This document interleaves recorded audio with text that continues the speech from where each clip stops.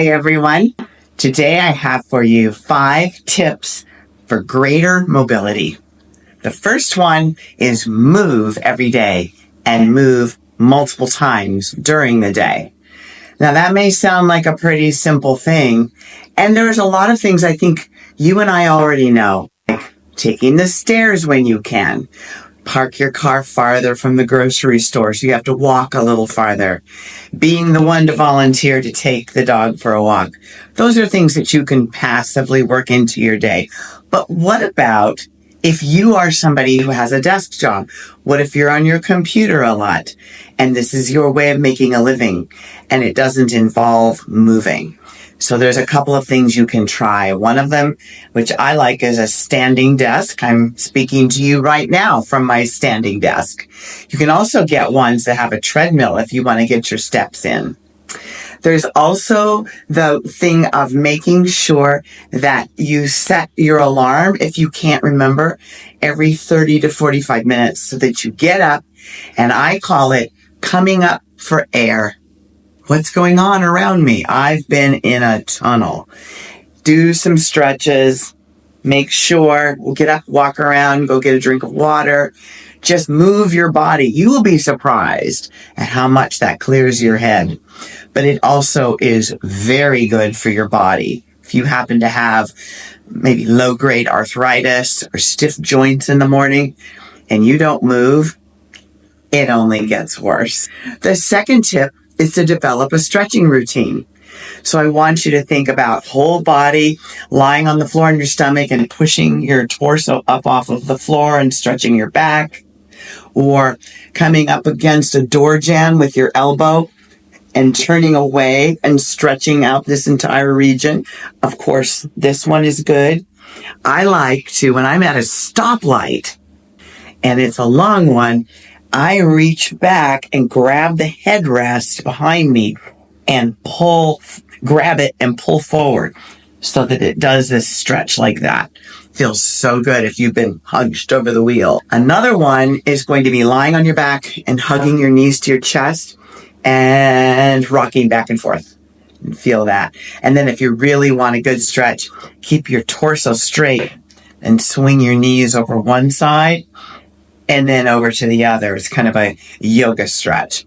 Those are all very good for stretching your hips, your back, your shoulders.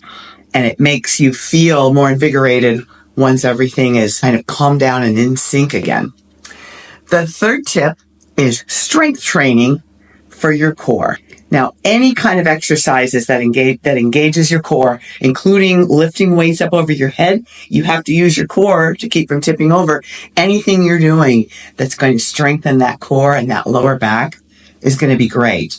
And in my last video, I gave you 4 exercises that will help with core, back, and shoulders. The fourth tip is to eat non-inflammatory foods. Now, I know that this is the hardest one for people, especially during the holidays, because we're eating baked goods, pies, little cookies at the office exchange, or maybe a little candy, a little fudge, things that are just yummy during the holidays. That is not working against you if you give your body a little break. So after a party or a holiday, a celebration, make sure for that next week or so that you really focus on clean foods. Eat your berries, which are high in antioxidants and fiber, and all of the bioflavonoids. Make sure that you have your green leafy vegetables.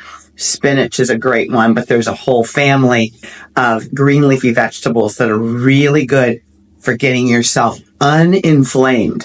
Also, nuts like walnuts and almonds, salmon, or really, really fresh home-cooked meats and eggs if you are a carnivore.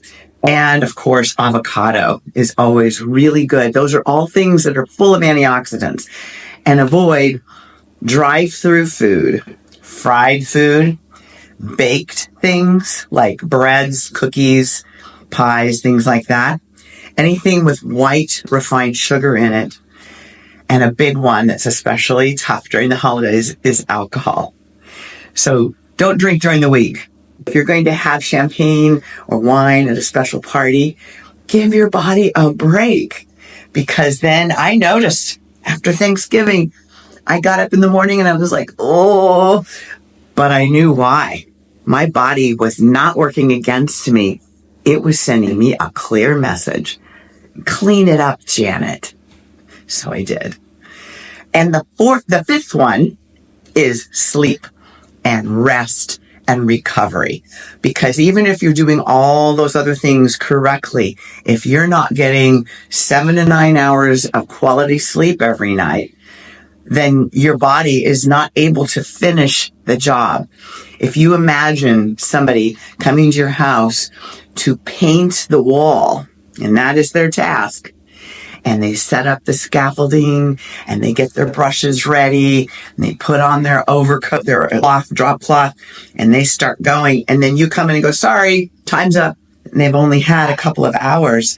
Then the wall doesn't get painted. Well, it's the same principle with your body.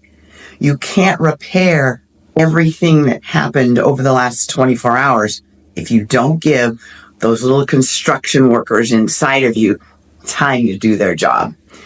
I'm going to be doing a video in the near future that dives more into sleep and what can help. But quickly, a cool, dark room. Leave the screen alone within about an hour of bedtime because that blue light can really mess with the triggers in your head to make you more stimulated. Don't drink any coffee after 3 p.m.